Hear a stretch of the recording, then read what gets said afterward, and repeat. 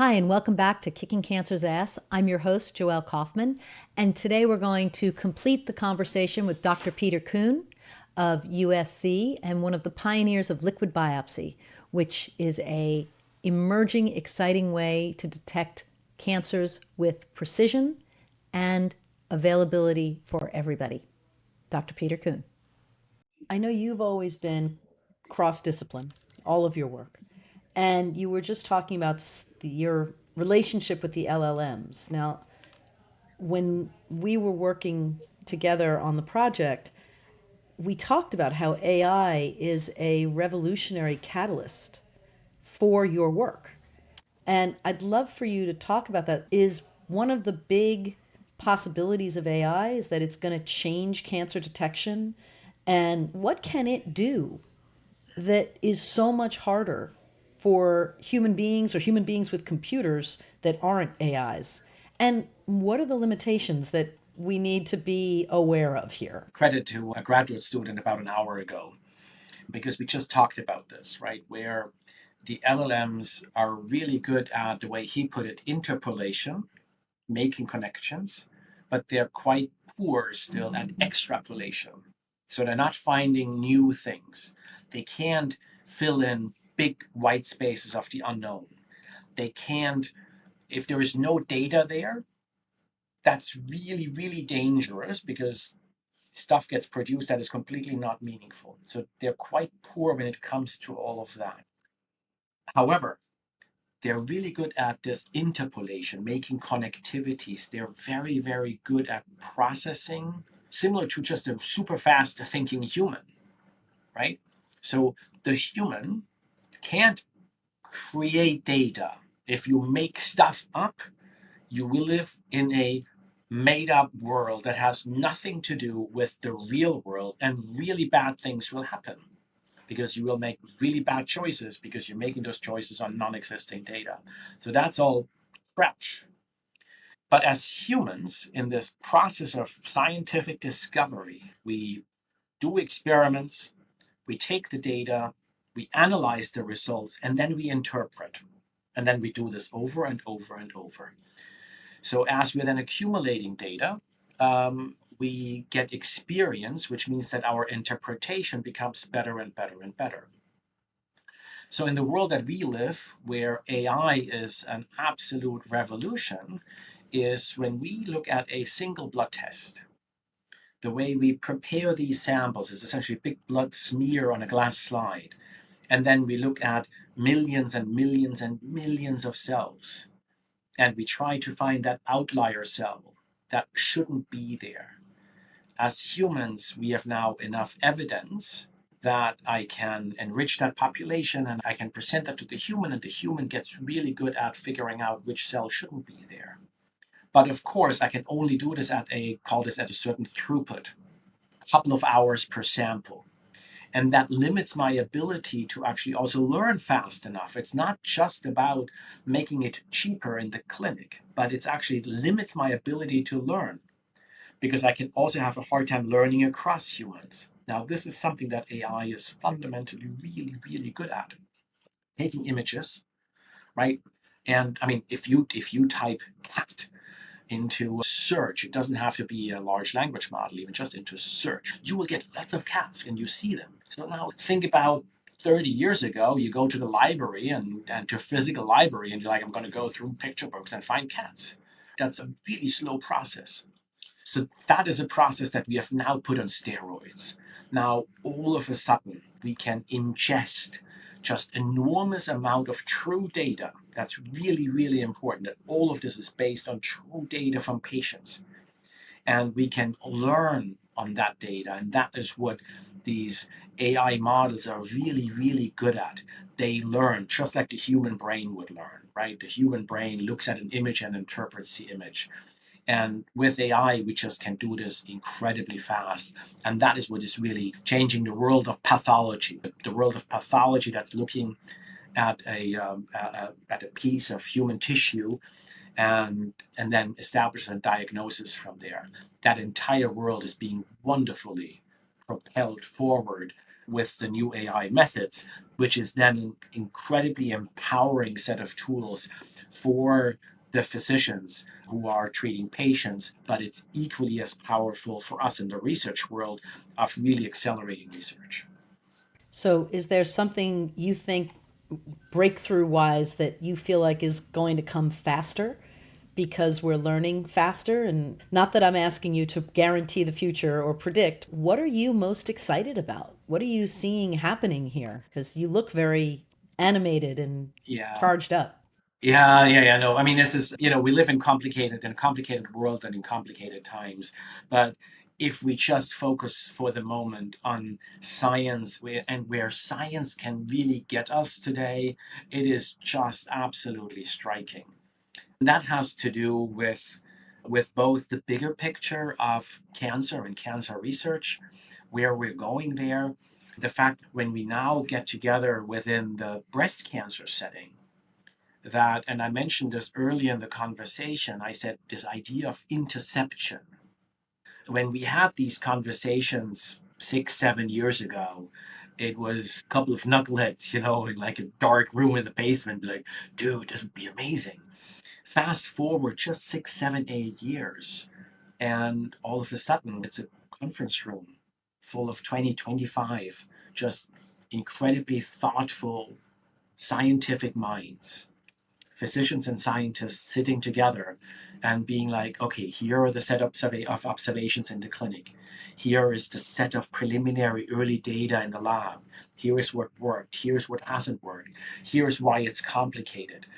And here is where, if we want to catch it, what does that actually mean? How do we do this? How do we define this moment in time? And the fact that we're having these conversations, meaning that our data and our intellect is at a place where we can start designing experiments around it, is just absolutely brilliant. At the same time, if we then drill down further and we ask the question around detecting cancer early, detecting breast cancer early with just a blood test, I feel unbelievably good about us breaking through these barriers over the next 3, 4, 5 years. And I'm saying that not only because of our own data, I'm actually saying this because of this just awesome worldwide competition. This is just great. I mean, there are some of the, I mean, when we are in private, we call each other friends and we hang out together. In public, right, we are competing, but we are competing all for a common cause. So it doesn't really matter who of us actually breaks through, right, but by us working together, competing with one another, us wanting to be out the first ones with the next round of data, meaning we all learn from each other. And what we are learning in terms of the insights of breast cancer is just striking. There are surprises every day. We're like, huh, hmm, didn't see that one coming. That's a huge surprise. I have to rethink what it is that I'm actually looking at.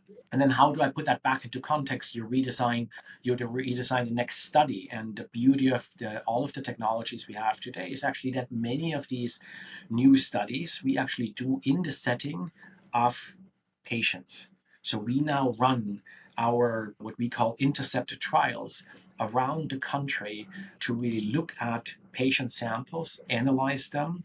Again, we publish our data. There are other groups who then run what we call model systems, so laboratory systems. They take our data and they put them into their context of the laboratory systems, and then they try to figure out to see whether they can recapitulate it. Because if they can recapitulate it, they can actually test the biology. So we keep running that flywheel of scientific discovery. And that's what I just feel incredibly good about, because we have never been in such a good spot as we are today. That's amazing. And one of the things I remember, Peter, is you're very passionate about both sharing that data, like open sharing of data across science, but also about being very inclusive.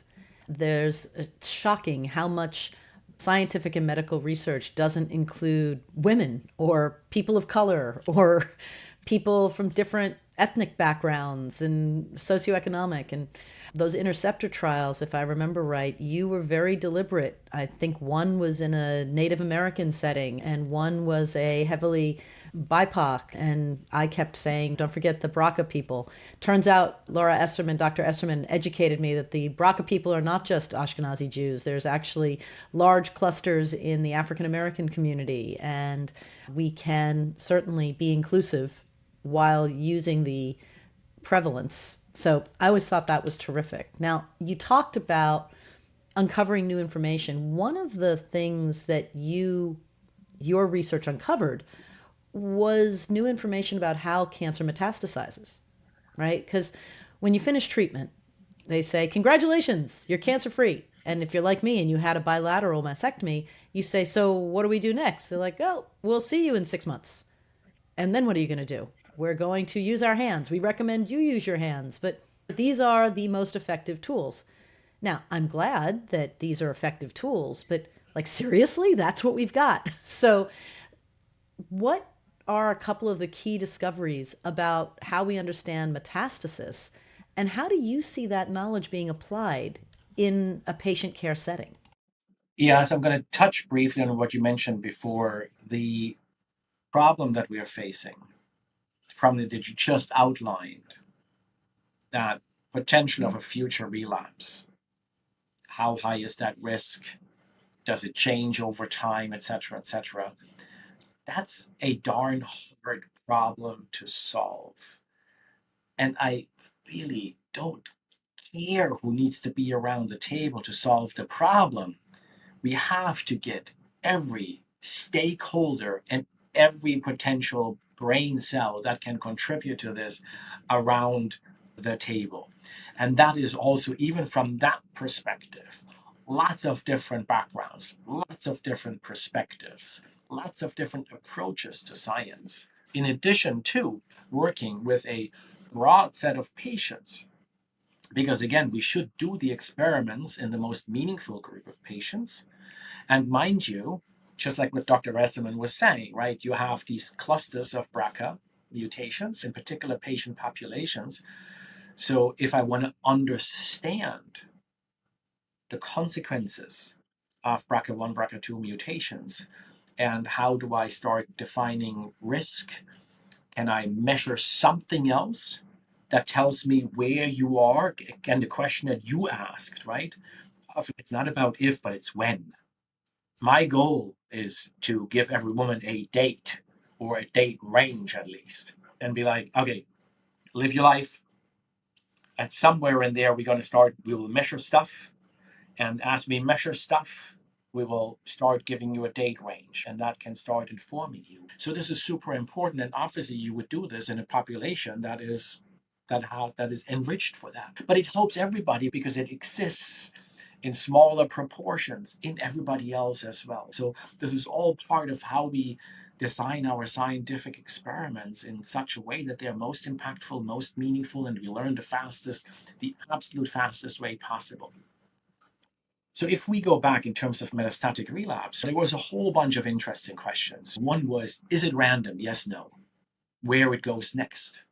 Okay, that was an interesting question, which we did not know. We actually teamed up with a group of applied mathematicians who came out of aerospace and mechanical engineering, who took a really interesting, an old data set, autopsy data, and mapped this out and proved mathematically that it's actually not random. So that's one important observation, right? Because now we're like, there's something purposeful about it. Okay. Then the next question is what you just asked as well, what you hinted at, right? You're like, well, wait a minute, double mastectomy. I thought it's all gone, isn't it? So there is actually just, I want to say about 6 months ago or so, a little while ago, an interesting paper was published. And I'm bringing these up, these examples, because this is what we as scientists do. We look at other people's data, and it's so important that goes out into the public. And we consume that, we ingest that, and we put it into our own context. So they asked the question of patients with similar breast cancer, comparing lumpectomy to mastectomy to double mastectomy. And it was the outcome was very interesting, where lumpectomy and mastectomy made very little difference, but that had to do with the subtype of breast cancer as well that was used. And the double mastectomy, interestingly enough, of course, reduced, makes sense, the recurrence in the other breast, and it delayed a recurrence overall, but in the end had a similar lifelong risk. Interesting. Right? So this becomes all super interesting because, and then there's the other data that was asking about lymph node resection as well. Because if you have lymph node involvement, then you have higher risk of relapse. You are a higher stage of cancer. But in fact, the resection doesn't make a huge difference in changing the prognosis, right? So you're like, okay, interesting. Hmm. We always thought that the lymph nodes would actually be the reservoir, but I guess they're not. So again, I'm just giving you another example of what we don't understand. We don't understand where these cells are actually hiding. So another colleague of ours, Julio Gergiso at Albert Einstein, is looking at what we call cancer cell dormancy. So cells that essentially can shut down and they can just sit around for a very, very, very long period of time. And then the question is, what is it that awakens them? And is that our source of recurrence? Because obviously, that future recurrence has to be cells that have left the primary before we had the chance to cut the primary out. So that construct is really important to recognize. So that's why we're doing systemic therapy. That's why we give chemotherapy even after surgery. It's not only to clean up whatever was left locally, because there really wasn't. The surgeons are doing an amazing job at clean margins and taking every last little bit of cancer out. But we need to do a systemic cleansing to try to kill every last cancer cell that's somewhere disseminated. The problem is, of course, that every cancer drug relies on the cancer cell being active. So if a cancer cell now just sits there and is shut down, it's really hard to attack it. So that's that next level of problem that we're now trying to address. The part where we are now playing in is that when we built our original blood test for cancer detection, it was all built around finding the cancer cell. And what we have now realized through the research that we have done, we and others have done over those past 2 decades, is that in fact, it's not just a cancer cell that we see, that's actually a minority. Most of what we see are actually fragments and cancer cells out of, and tumor cells out of that environment of that lesion. So when you think about that initial cancer growing, you have a handful of cancer cells, and then you have what is originally a fairly normal environment. This gets us a little bit into this perspective of a cancer cell by itself ain't going to do anything. If that cancer cell is sitting in a super healthy environment, nothing is going to happen. That healthy environment, that immune system is just going to keep that thing in check. If it tries to replicate, it's going to take it out. So it is only when the environment around that cancer cell is actually now amenable to growth, or even that precancerous cell, when it's amenable to growth and evolution, is when that growth starts happening. Now you have that tumor building, and that tumor will still only have a minority of cancer cell, and the rest of it is what we call these tumor microenvironment cells. And because it gets its nutrition from the blood vessels get destabilized. That's how it gets more and more nutrition. But that means that all of that can spill out into the blood. And we realize that with the newest technologies that we now have, we have such exquisite sensitivity that we can actually find these cells. And this is now what we are really after, because it is pretty clear that those are the earliest indicators of a cancer growing. And by extension, it makes sense that is also the earliest indicators of a cancer recurring. Yeah, it'll be very interesting as you continue down that research if we're able to isolate or understand any of the patterns that preceded that. I consider myself, in many ways, very, very lucky. But one of my areas of luck was that my little tumor that showed up out of nowhere happened to grow adjacent to a lymph node and it didn't, the lymph node highway didn't seem to get started. But because it was touching it, I qualified as stage 2.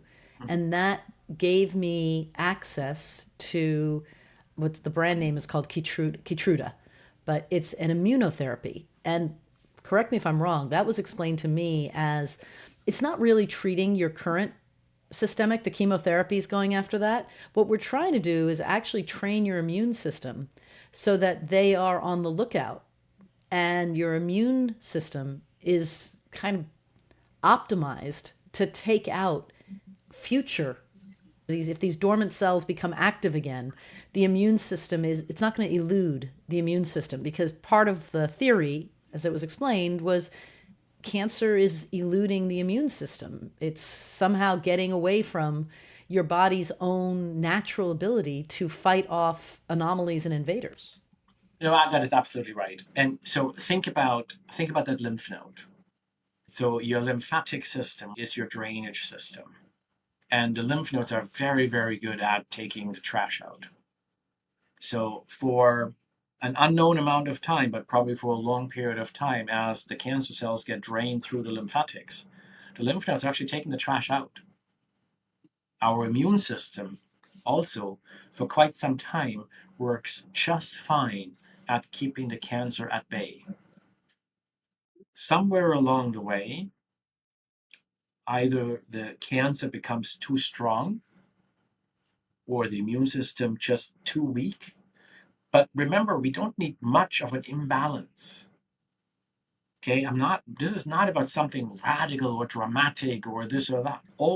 As long as the immune system has like a 51% control over the cancer is going to stay smaller. If the immune system drops down to 49% control, the cancer will start growing. So the question that arises is, well, wait a minute.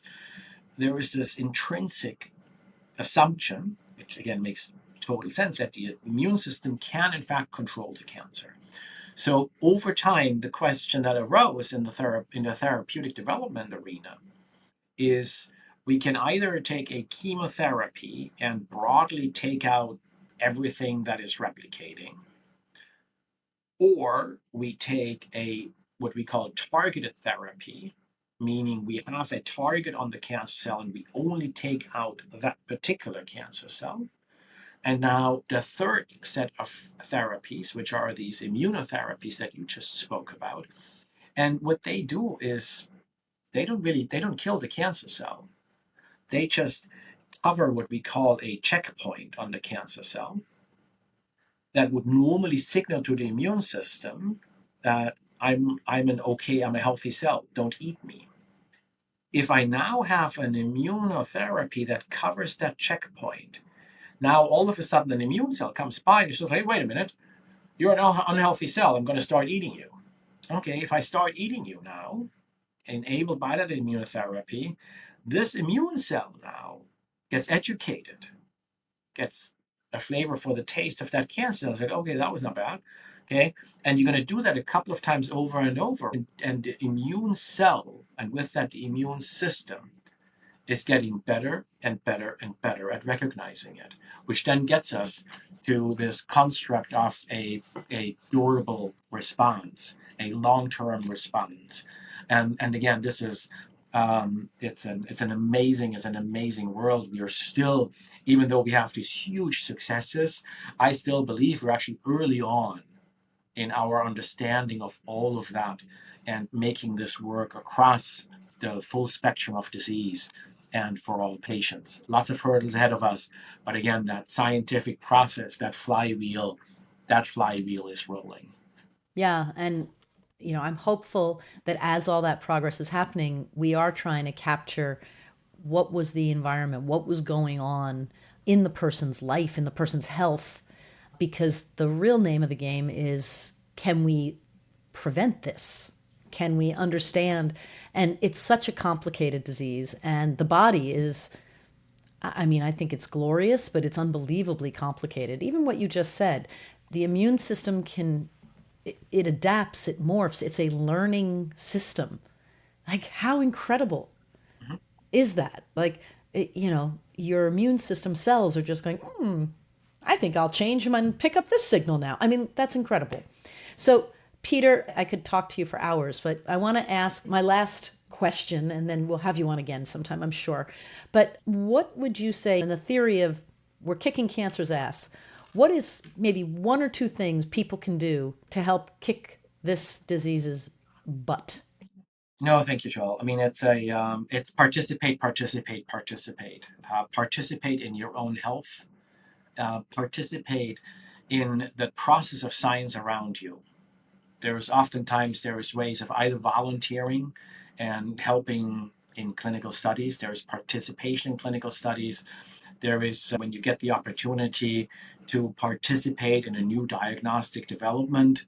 Somebody might offer you to participate in a blood test development when you get your mammogram done. It's that participation. It is really putting that notion out with each other as well, right? That it's all of us around the table. All we can do as scientists invest our lives and our careers into this. In the end, it comes down to the patients actually participating with us in this incredible journey. And incredible, now put any given word, incredibly hard, incredibly challenging, incredibly frustrating, incredibly exciting. Sometimes we get excited about cancer because we're like, wow, look at what it did. That's amazing. Huh? So incredible, right? But this incredible journey is something that we all have to participate in. We have to have that trust in the data. It has to be a data driven approach so that as we go forward, again, on an individual choice, Mm-hmm. everybody has the option to participate in this very personalized framework of understanding where they are in this journey so that a patient certainly never unexpectedly faces that challenge. And if at all possible, we can, with prevention measures, push out any lethality of disease until well beyond our normal lifetime. And That'd be good. that is the goal. That's the goal for all of us. So I know because I know Dr. Esserman about the Wisdom Study, which is a way for women who haven't had breast cancer and are older than 30 years old to participate, and it's free. How else can people find opportunities to participate, to be part of the scientific process? And, I'll put out to people sometimes what you discover in science is that that didn't work or that's not the answer. And what I love about scientists is you look at that with a smile. You're smiling Yeah, now because you're like, oh, good, something that didn't work, something new to go explore. That sounds great. yeah. Right. And would love for you to share with people how they can participate, because it sounds like other than the wisdom study, I wouldn't know where to tell somebody to go look for how to participate. Yeah, no, it starts with ideas like the Wisdom Study. It continues with organizations like the Breast Cancer Research Foundation. It goes all the way to your visit with your OBGYN and asking your OBGYN, being like, hey, are you participating in any of those early cancer detection trials? I would really be interested. Now, your OBGYN might be like, oh, no, no, I don't have time for that. And you as a patient might be like, yeah, but it would really be interesting. And then you ask 10 of your friends and like, hey, folks, when you get your mammogram done by that same OBGYN, ask that same question. Because if you ask the individual, you have an enormous amount of power. It just might not feel like that. But in the end, you have an enormous amount of power. If you go to your provider and you're like, no, I would really like, what do you mean? What do you mean you don't participate? There's these other people who are participating. I want to participate. That is how we get this whole process. How that is how we get this whole process rolling. Obviously, lots of just like Joel, just like you found us. There's a little bit of that, like, hey, reach out to your friendly neighborhood physicist. Reach out to people, and sometimes we will give you a very long answer. And you're like, oh gosh, Peter, no, please, come on, tune it back, simplify this. And my honest answer is like, when I give you something really complicated, it means that I don't fully understand it yet. Mm-hmm. It's a recognition of our own limitation of where we are today. Where we want to get to is providing a simple answer. But that is, again, it really is incredibly complex, and we are hammering at this as fast as we can, because there's nothing that gives us more. While I'm smiling about things that go sideways, the ultimate joy is actually breaking through barriers, Right. bringing new knowledge to this space, and enabling a better outcome for every patient. Well, Peter, you have already contributed so much, and I have no doubt that with your enthusiasm, curiosity, you are going to keep contributing to the space. And I know personally, and for my family, I am very thankful that this is your life's passion. As for participate, I think it would be awesome if we could get all 330 million Americans, maybe everybody in the world, to just participate, right? It's whatever it is, look for any opportunity to be part of the scientific process and contribute. Because with more data, now that you have the machines also working tirelessly for you, more data accelerates the time to insight. Absolutely. Thank you so much, Peter. Thank you, Joel. Much appreciated.